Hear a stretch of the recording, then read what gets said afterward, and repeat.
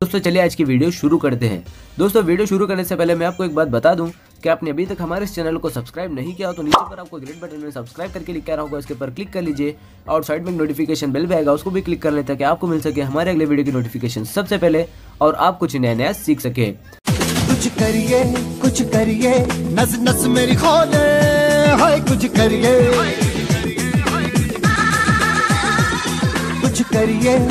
करिए बस बस बड़ा बोले, अब कुछ करिए। ओ कोई तो चल जिद फड़िए, तू बेतरिए या मरिए, हाय कोई तो चल जिद फड़िए, तू बेतरिए या मरिए। शक दे हो शक दे इंडिया, शक दे हो शक दे इंडिया, शक दे हो शक दे इंडिया, शक दे हो शक दे इंडिया।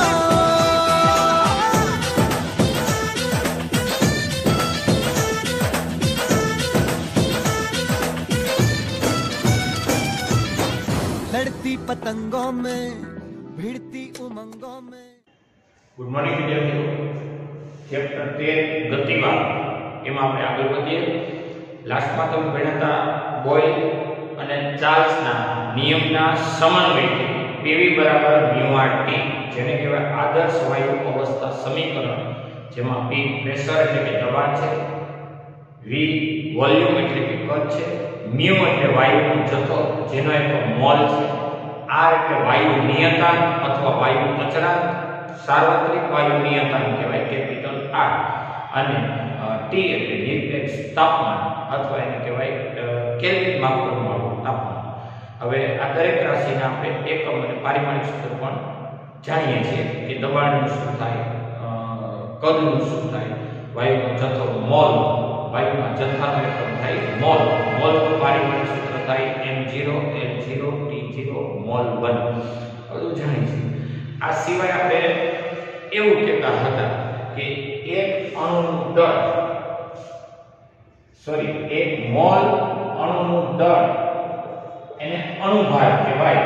તો પાત્રમાં m મોલ અણુઓ હોય એના દળને શું કહેવાય? છેદમાં 1 આ બેનો ગુણાકાર m ગુણ્યા mo, આને કહેવાય વાયુનો જથ્થો કહેવાય। આને કહેવાય એક મોલ જથ્થાનું દળ mo, એક મોલ વાયુના જથ્થાનું દળ એટલે અણુભાર। એક મોલ વાયુના અણુઓનું દળ, વાયુના અણુઓનું દળ એટલે અણુભાર, અને એક મોલ વાયુના પરમાણુઓનું દળ એટલે પરમાણુ ભાર। એક મોલ અણુઓનું દળ એટલે અણુભાર અને એક મોલ પરમાણુઓનું દળ એટલે પરમાણુ ભાર। એક મોલ અણુઓનું દળ જેને અણુભાર કહો છો એને સંજ્ઞામાં કહેવાય mo। તો m મોલ અણુઓનું દળ m ગુણ્યા mo એને mu કહેવાય। તો પછી આપણી પાસે एक मोल जथ्थाનું દળ mo, તો mu મોલ જથ્થાનું દળ શું કહેવાય? mu mo કહેવાય, અને એને કુલ દળ કહેવાય। દળની નીચે દળ પ્રશ્નાર્થ, એટલે mu બરાબર શું થશે? m/mo થશે। આપણે જાણીએ છીએ। આ સિવાય આવું ભણ્યા હતા કે એક મોલ નું संख्या કેટલી? एक मोल अणुओ होय एनी संख्या कहेवाय नंबर ऑफ एवोगेड्रो। तो म्यू मोल अणुओमां કેટલી સંખ્યા હોય એને म्यू એને કહેવાય। બે ગુણાકાર એકડો છેદમાં અને આ સંખ્યા એટલે કેપિટલ એટલે વાયુના અણુની કુલ સંખ્યા। તો म्यू બરાબર કહેવાય n/n, એને છેદમાં, તો म्यू બરાબર n/n। આથી 1 w આવે। સમજો કે એક અણુનું દળ, અણુ એક ત્યારે દળ કહેવાય સ્મોલ m। એક અણુનું દળ કહેવાય સ્મોલ m. તો વાયુના n અણુઓ હોય, વાયુ પાત્રના અણુઓની સંખ્યા કેટલી હોય? Capital N. તો દળ કહેવાય કેપિટલ M અને એક છેદમાં આવે આ બેનો ગુણાકાર એટલે Mn. હવે જરા ચેક કરીએ. એક અણુ હોય ને એનું દળ સ્મોલ m કહેવાય. એક મોલ અણુઓનું દળ હોય ને, એક મોલ અણુનું દળ એનું mo કહેવાય. અને વાયુ પાત્રના કુલ અણુઓનું દળ હોય એને કેપિટલ M કહેવાય. પછી એક મોલ અણુઓની સંખ્યા હોય એને Na કહેવાય, નંબર ઓફ એવોગેડ્રો. અને એક મોલ ને બદલે વાયુ પાત્રના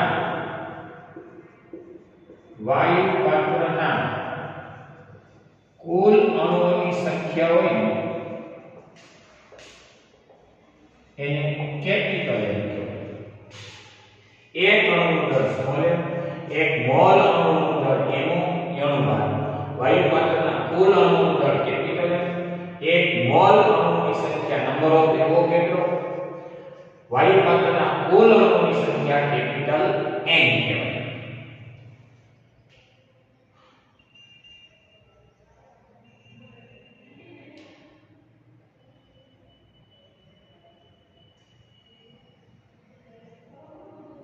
હવે ઊંધા કાંઠા કરીએ.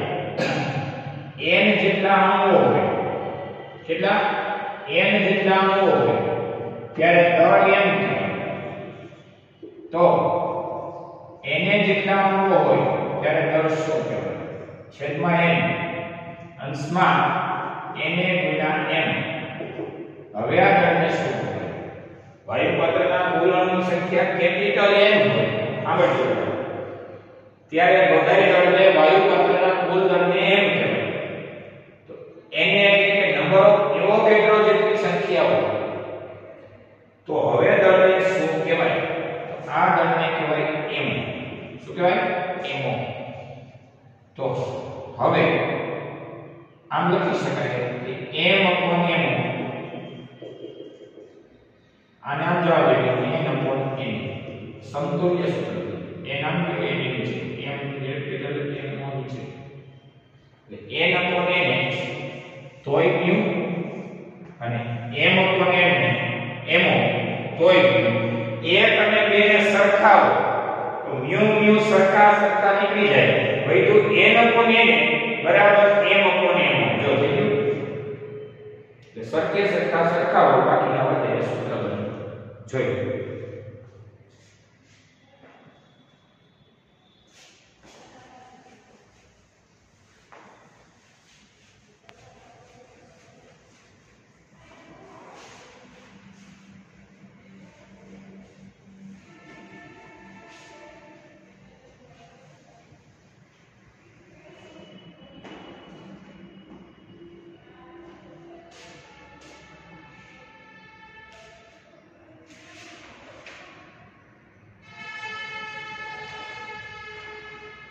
પાઠ્ય પુસ્તકમાં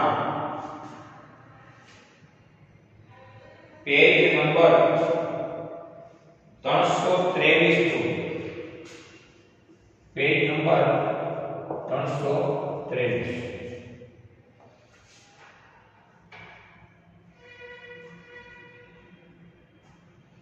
એમાં છે આદર્શ વાયુ દબાણ.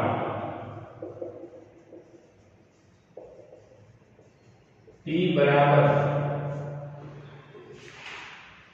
1/3 nm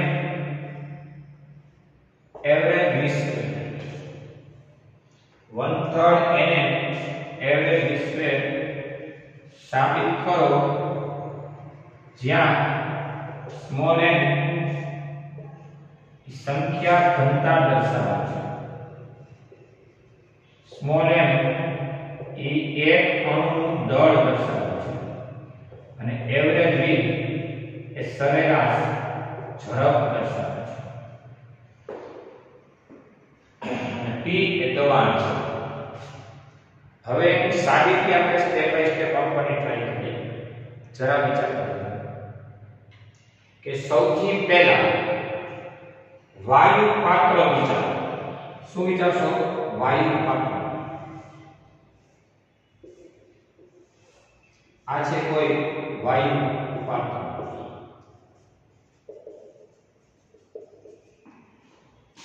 આ વાયુ પાત્રમાં વાયુના અણુઓ શું કરે છે એ વિચારો. તો કે વાયુના અણુઓ વાયુ પાત્રમાં અસ્તવ્યસ્ત ગતિ કરે છે. કોણ? વાયુના અણુ અસ્તવ્યસ્ત ગતિ કરે છે. તો શું થાય છે એ વિચારો. તો કે અંદરો અંદર અથડાય છે, તેમજ પાત્રની દિવાલ અથડાય છે. હવે એને કારણે જે પોઝિશન તૈયાર થાય છે એમાં એક વાયુનો કણ વિચારો. વાયુનો પર્ટિક્યુલર એક કણ વિચારો. ટાર્ગેટ કર્યો છે બધા કણમાંથી એક કણ. આ કણની x દિશાની, y દિશાની અને z દિશાની વેલોસિટી છે. બધી દિશામાં અસ્તવ્યસ્ત ગતિ કરે છે. પણ આપણે એમાંથી ધારો કે x દિશામાં આ કણ પાત્રની દિવાલે અથડાય અને ફરીથી વિરુદ્ધ દિશામાં એ આવતો હોય એવું વિચારો. ધારો કે કોઈ એક કણ અથવા એક અણુ વાયુનો કોઈ એક કણ અથવા એક અણુ x દિશામાં, આ x દિશા છે. કઈ દિશા કહેવાય? x. આ y. x દિશામાં પાત્રની દિવાલ સાથે અથડામણ અનુભવી તેની વિરુદ્ધ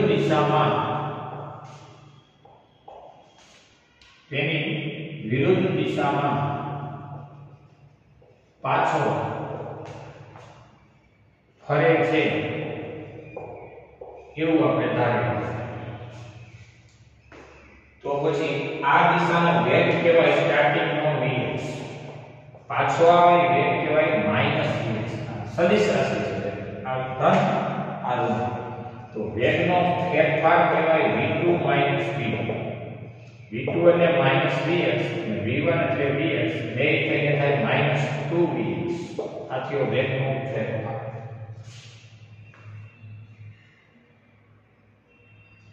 હવે બંને બાજુ દળ વડે ગુણ્યા સમીકરણ 1 બંને બાજુ દળ વડે ગુણ્યા એટલે દળ ગુણ્યા વેગનો ફેરફાર is equal to 2m into delta dx. તો પછી દળ ગુણ્યા વેગનો ફેરફાર એટલે વેગમાનનો ફેરફાર, અને વેગમાનનો ફેરફાર કેટલો? તો કે 2m vx જેટલો. વેગમાનના ફેરફાર -2m vx delta dx એનું માન કાઢો પ્લસ 2m વેગમાનનો ફેરફાર 2m delta vx જેટલો થાય.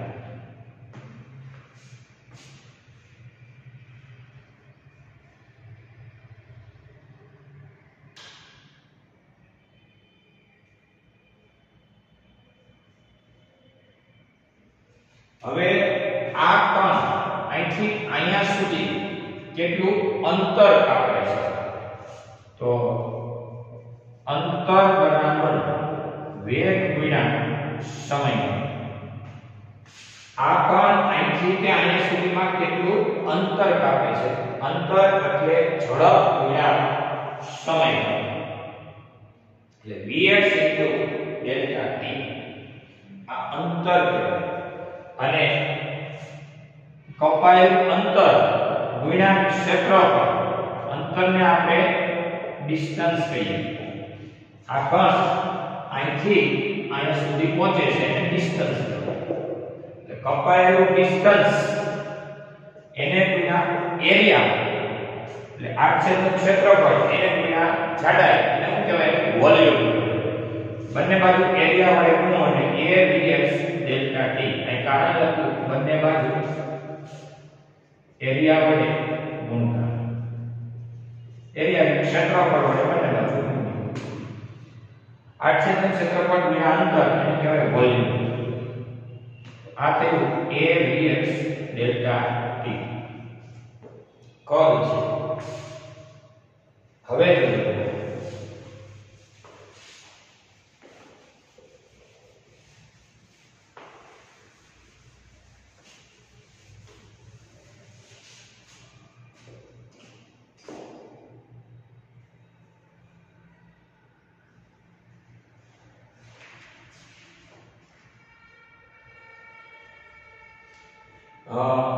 એકમ કદમાં રહેલા અણુઓની સંખ્યા, જેને કહેવાય સંખ્યા ઘનતા.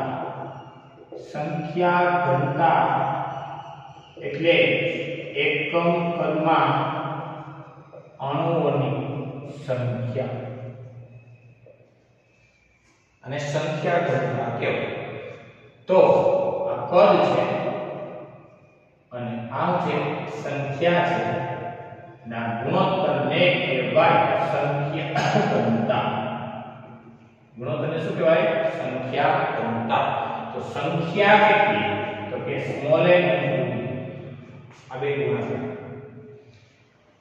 તો કેપિટલ N બરાબર small n into capital B. Capital B એટલે કોણ? કે a dx into delta t number 4.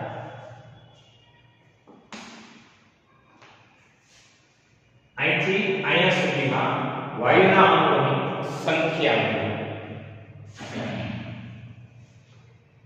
હવે ત્યાર પછી અહીંથી અહીંયા સુધીમાં અથડાતા વાયુના અણુઓ માના લગભગ અડધા જેટલા અણુ પાત્રની દિવાલ સુધી અથડાતા હોય એવું ધારી લઈશું. બાકીના અડધા છે અંદરો અંદર અસ્તવ્યસ્ત ગતિ કરીને અથડામણ કરે છે. તો હવે કુલ સંખ્યા n ના અહીંથી સુધીમાં અણુઓની સંખ્યા કેટલી મળી? n. કુલ સંખ્યા n ના લગભગ અડધા એટલે કે n/2 અણુ, એટલે કે n/2 અણુ ક્યાં અથડાય છે? દિવાલ સાથે અથડાય છે. દિવાલ સાથે અથડામણ અનુભવે છે તેમ ધારીએ તો બાકીના અણુઓ, બાકીના n/2 અણુઓ અંદરો અંદર અથડામણ અનુભવે છે.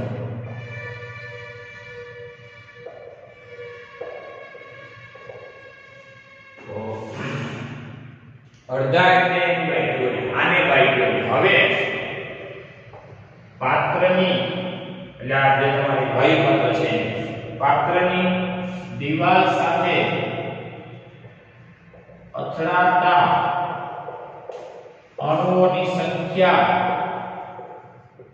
is equal to 1/2 ને ગુણ્યા na vx ડેલ્ટા t.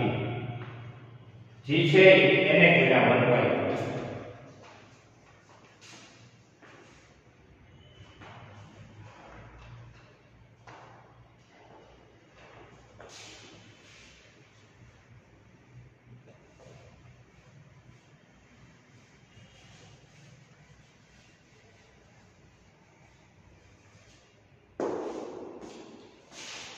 હવે એક અણુ દ્વારા વેગમાન કેટલું મળતું હતું? આપણે અહીંયા આપણે ગણતરી કરી હતી 2m vx મળતું. યાદ કરો દ્વારા પાત્રની દીવાલને મળતું વેગમાન 2mvx 2mvx આવું મળતું યાદ કરો અહીંથી mvx પાછો આવ્યો mvx એટલે v2 v1 કરી બંને બાજુ m વડે ગુણી હમણાં આપણે મેળવ્યું કે 2mvx કહેવાય એક અણુ દ્વારા તો કેટલા અણુ છે 1/2 ma vx * delta t આટલા અણુ દ્વારા મળતું વેગમાન કેટલું હવે મળે આપણે p 1/2 na vx delta t into 2m vx બગડો ગયો તો પછી આ પાત્રની દીવાલને મળતું વેગમાન છે કુલ વેગમાન કહેવાય બધા અણુઓ દ્વારા એક અણુ દ્વારા વેગમાન મળે છે 2m vx એક અણુનું વેગમાન કેટલું હોય mv વેગ અને દળનો ગુણાકાર એટલે mv mv છાવ થતો પાછો આવે -mv બેયનો સરવાળો કરો ઓછો વધતા 2mv યાદ કરો 2mv સફિક્સમાં x અને x દિશામાં ફેરફાર તો હવે nm એ vx સ્ક્વેર nm એ vx square into delta t આવું સૂત્ર તૈયાર છે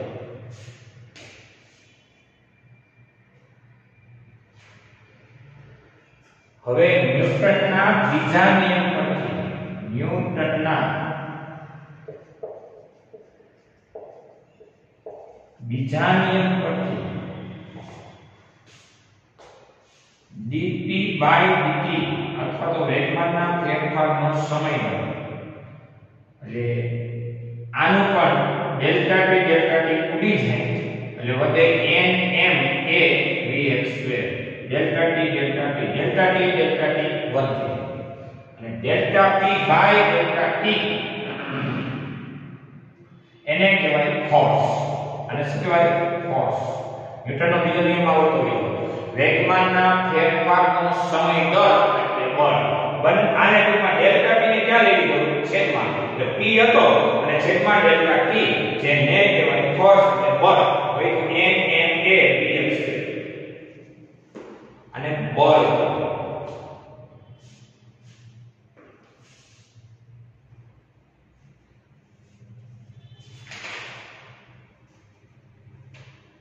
હવે એકમ ક્ષેત્રફળ ઉપર લાગતું બળ છે હવે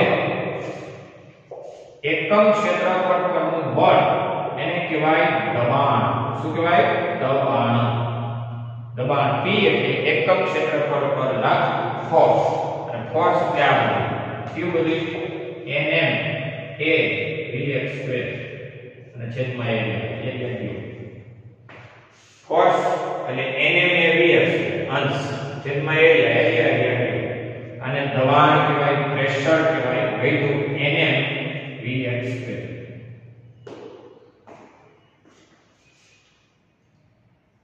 હવે વાત થઈ આપણી પાસે એવી સમજૂતી મેળવવાની કે આ વાયુના અણુ દરેક દિશામાં કુલ વેગ v બરાબર x દિશાનો વત્તા y દિશાનો વત્તા z દિશાનો ધરાવે છે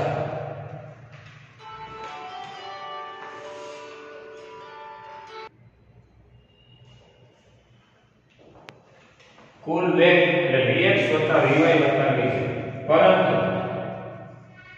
સમવિભાજન પછી x દિશાનો એટલો જ y દિશાનો એટલો z દિશાનો વેગ હોવાથી x દિશામાં વેગ એટલો જ વેગ y દિશામાં એટલો જ વેગ z દિશામાં y નો અસ્તવ્યસ્ત ગતિ કરે એટલે બધી દિશામાં અસર કેવી હોય સરખી હોવાથી v બરાબર vx vx કહેવાય અહીંયા હતું એટલે 3 વાર vx અને v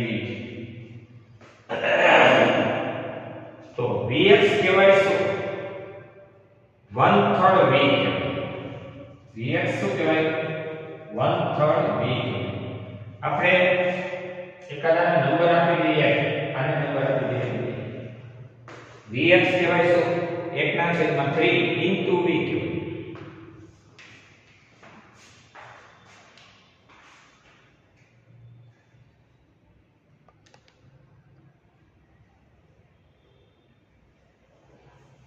હવે આપણે બેને મૂકી દઈએ 1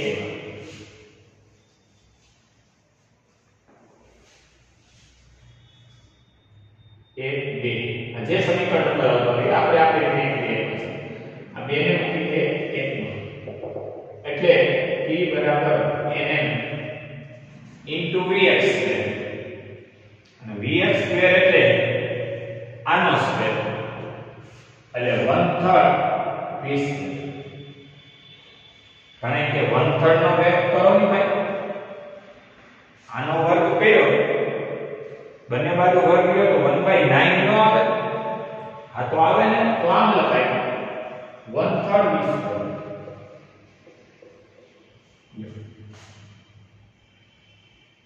પછી 1/3 એવરેજ v એવું છે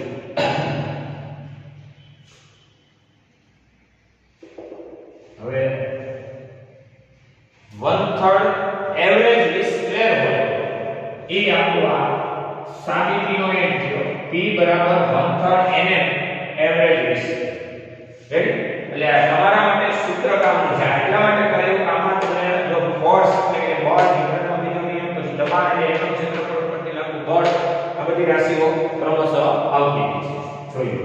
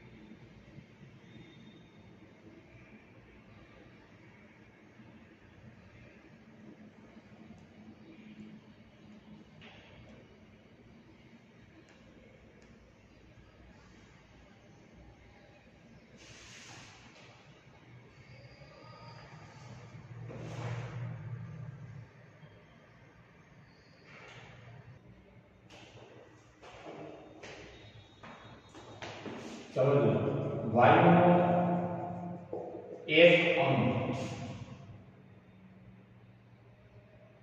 બધી દિશામાં 1/2 kBt ઊર્જાનું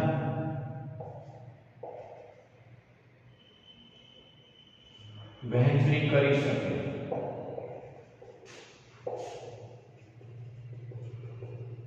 વાયુનો એક અણુ બધી દિશામાં 1/2 કેવીટી જેટલી ઊર્જાની વહેંચણી કરી શકે।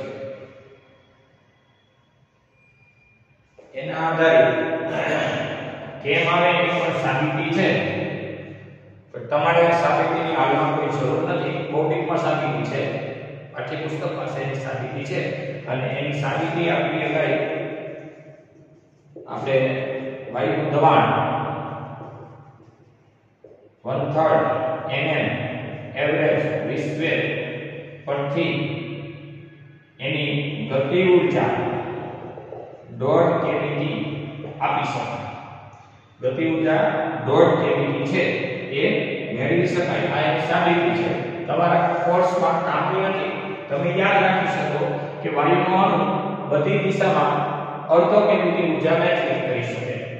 હવે એક પરમાણ્વિક વાયુ 3 રીતે અથવા 3 દિશામાં ઊર્જાની સમાન વહેંચણી કરે, સમાન એને કહેવાય સમ વહેંચણી કરે, જેને એક પરમાણ્વિક વાયુ માટે સમવિભાજન કહેવાય। તો x દિશામાં એવરેજ ગતિ ઊર્જા એટલે 1/2 કેવીટી, y દિશામાં એવરેજ ગતિ ઊર્જા એ પણ 1/2 કેવીટી, અને z દિશામાં એવરેજ ગતિ ઊર્જા એ પણ 1/2 કેવીટી। આ બધી અડધાનો સરવાળો કરો 3/2 કેવીટી, આને કહેવાય 1/2 m v² એવરેજ। એટલે એવરેજ v છે ને એમાં સમાવેશ થાય છે vx એવરેજ વત્તા vy એવરેજ વત્તા vz એવરેજ v માં સમાવેશ થાય છે x દિશાની એવરેજ વેલોસિટી વત્તા y દિશાની વેલોસિટી એવરેજ વત્તા z દિશાની એવરેજ વેલોસિટી। પરંતુ આપણે જાણીએ છીએ કે x દિશાની એટલી y દિશાની અને એટલી શું હોય છે z દિશાની હોય છે। દરેક દિશામાં અસર કેવી હોય છે ઝડપની સમાન હોય છે। એટલે એક પરમાણ્વિક વાયુનો 3 રીતે એટલે x દિશામાં y દિશામાં અને z દિશામાં અસ્તવ્યસ્ત દિશા 3 ગણે નહીં 3 કાર્ટેશિયન યામાક્ષોમાં x દિશા એને લંબ y દિશા અને એને લંબ એવી z દિશા ગણે। તો ત્રણેય દિશામાં ઊર્જાની સરખી વહેંચણી એને કહેવાય સમવિભાજન। તો હવે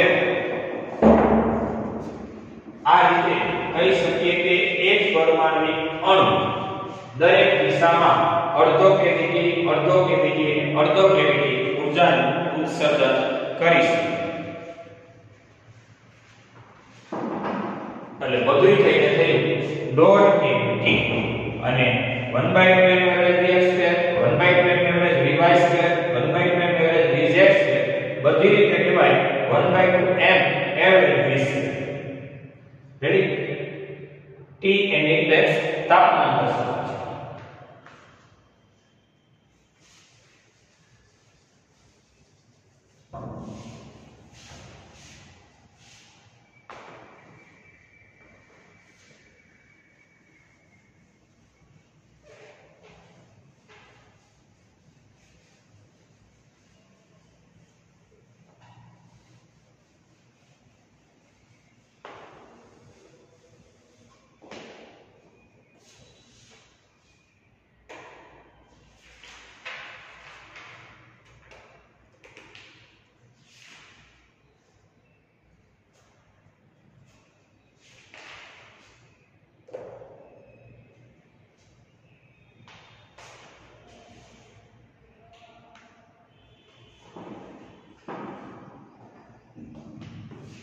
હવે એને કહેવાય ડિગ્રીઝ ઓફ ફ્રીડમ એટલે કે મુક્તતાના અંશો ડિગ્રીઝ ઓફ ફ્રીડમ મુક્તતાના અંશો એની વ્યાખ્યા છે કે વાયુના અણુ અથવા વાયુનો કોઈ અણુ અને વાયુ કેવો અણુ ધરાવે તો કે એક પરમાણ્વિક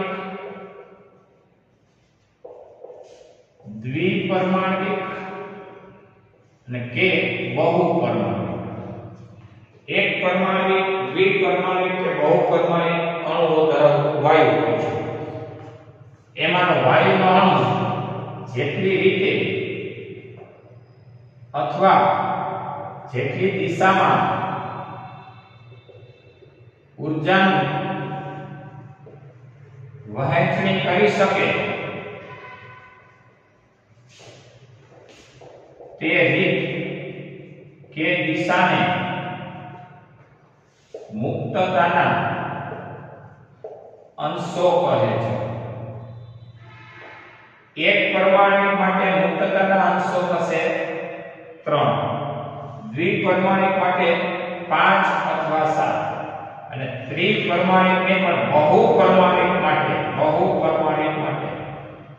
મુક્તતાના અંશો એ આપણા કોર્સમાં નથી પણ 7 કે તેથી વધુ એક પરમાણિક અને દ્વિપરમાણિકને આપણે મુક્તતાના અંશોમાં સમાવેશ કરીશું લાસ્ટ લેક્ચરમાં આપણે જે કંઈ ભણ્યા હતા એ વાયુના પ્રતિભાગમાં થોડા એવા સૂત્રાત્મક વ્યૂહ હતી આજે તમે દબાણનું સૂત્ર ભણ્યા 1/3 nm એવરેજ 20 વેરા યાદ રાખજો બીજો યાદ રાખજો દરેક દિશામાં અડધો કેવીટી ઊર્જાનું ઉત્સર્જન કરી શકે એટલે કુલ એની પાસે અડધો એટલે 1.5 કેવીટી ઊર્જા હોવી જોઈએ અહીંયા આપણે લેક્ચર પૂરું કરીએ છીએ નેક્સ્ટ લેક્ચર આવે ત્યારે આપણે આ મુક્તતાના અંશોને આગળ વધારીશું ડીપમાં જશું ચલો અહીંયા સુધી જોઈએ